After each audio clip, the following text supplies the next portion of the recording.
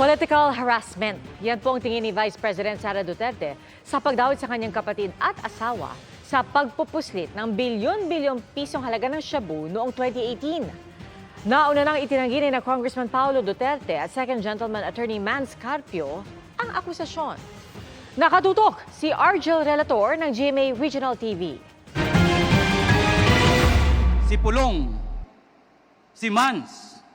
Sa pagdawit ni dating Customs Intelligence Officer Jimmy Guban, kina Representative Paulo Duterte at Attorney Mans Carpio sa pagpupuslit umano ng 6.8 billion peso shabu shipment noong 2018. Sabi ni Vice President Sara Duterte, hindi raw siya makakapagbigay ng pahayag sa ngalan ng kapatid at hinayaan niya raw magsalita kaugnay nito ang Second Gentleman. Pero ayon sa Vice Presidente, political harassment ito. Hindi lang dyan sa kaso na i-final sa kanila.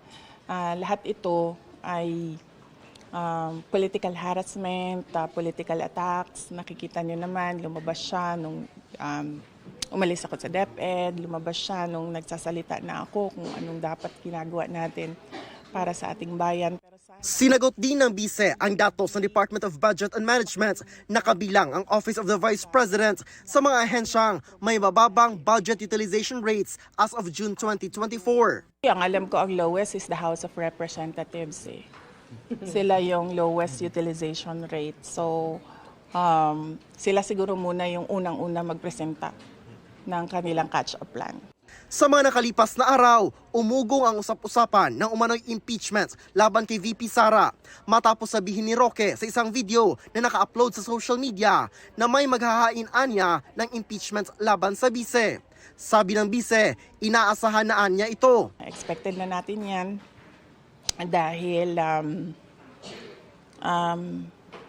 mainit nga ang politika ngayon dito sa ating bayan. Pero inuulit ko, sana ay hindi madala ang ating mga kababayan sa ingay ng politika, kung hindi dapat tutukan talaga natin yung totoong problema ng ating bayan. Handa rin daw ang bise na sumailalim sa hair follicle drug test na ipinanukala ng kapatid na si Congressman Pulong na gawing mandatory para sa mga opisyal ng gobyerno.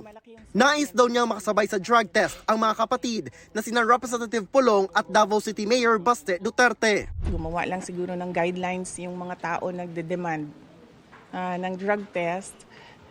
Merong kukuha, may third party na kukuha ng kanilang sample, tapos meron din kaming sarili naming sample para dalawa yung testing.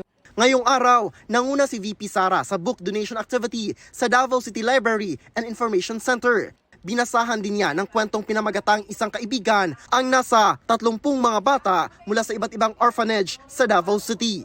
Para sa GMA Integrated News, Argel Relator ng GMA Regional TV, nakatutok 24 oras.